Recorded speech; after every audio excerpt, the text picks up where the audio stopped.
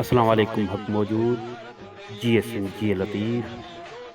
दोस्तों, सिंध जे मौजूदा हालतुनि खे मद्देनज़र रखंदे शाह साईं जे सुर केॾारे मां कुझु बैत सिलेक्ट कया आहिनि।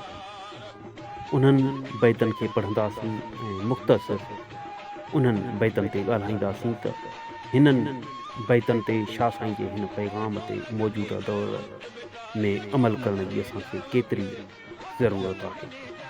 शाह साईं फरमाए थो त आया उजारीन तनक तरारियूं त्योरा, आया उजारीन तनक तरारियूं त्योरा, सांगियूं सावन हथ में कुल्हनियूं न लाहियूं, उभाई आहीं मुहाई मरण ते। हिते उन्हनि माण्हुनि जी ॻाल्हि करे थो जेके हथियारनि खे साफ़ कनि था।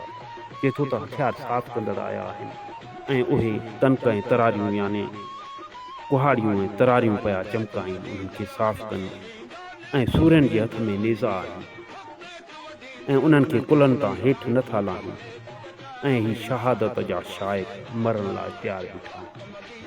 हिन मौजूदा दौर में अगरि गौर कंदासीं त उहे शहादत जा शाइक़, उहे सिंध धरती जा सॼण, उहे मारूअड़नि जा भरझला, उहे वतन परस्त, उहे वतन दोस्त जवान आहिनि जेके पंहिंजे मारूअड़नि, पंहिंजे झांगीअड़नि, पंहिंजे वतन वासियुनि जो तहफ़ुज़ करण लाइ सदाईं तयारु आहिनि। अॻिते उन लाइ फरमाए थो त हणणु हकिलणु ॿेली सारण मांझियां इहो मरग, विझनि ता न फ़र्क़ु रुक बंदि रांदि में। उहे जेके मांझी आहिनि, उहे जेके सूर्य आहिनि, उहे जेके वतन परस्त आहिनि, उहे पंहिंजे माण्हुनि जो तहफ़ुज़ बि कनि था ऐं पंहिंजे साथियुनि खे विसारनि था, उन्हनि जी सार बि लहनि था ऐं रुक वहंदी रांदि में हू लाॻीतो मैदानी अमल में आहे। घोड़नि ऐं घोटनि जीअण थोरा ॾींहड़ा, कॾहिं मंझि कोटनि कॾहिं राही टिणगा। उहे जेके घोट आहिनि, उहे जेके सूर्य आहिनि, उन्हनि जा जीअण थोरा ॾींहड़ा आहिनि ऐं घोड़नि जा बि जीअण थोरा ॾींहड़ा आहिनि। जीअं त हिन माज़ी जी ॻाल्हि आहे, माज़ी में घोड़ा जंग में इस्तेमालु थींदा हुया त उहे बि उन्हनि सूर्यनि सां गॾु क़तल थी वेंदा हुया, शहीद थी वेंदा हुया। वरी अॻिते चए थो त भॻो आऊं न चवां, भॻो आऊं न चवां, मारियो त विसां, कांध मुंहं में धकड़ा सेकींदे सुहां, त पिणु लॼ मरां जीअं हंस पुठियां।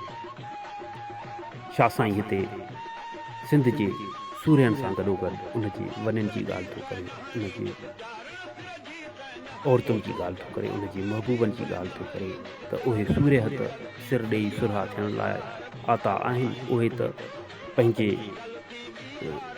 मारूअड़नि जो तहफ़ुज़ करण लाइ तयारु वेठा आहिनि, पर उन्हनि जा जेके महबूब आहिनि, उन्हनि जी जेके घरवारियूं आहिनि, उहे बि चवनि था त मुंहिंजो कांध, मुंहिंजो मुड़ुसु, मुंहिंजो वर जे अगरि भॼे ऐं उनखे पोयां घाव हुजनि त आउं लॼ में मरी वेंदुसि, जेकर उनखे मुंहं में धकड़ा हुजनि त पोइ आउं उन्हनि खे सेकींदे सूझंदुसि।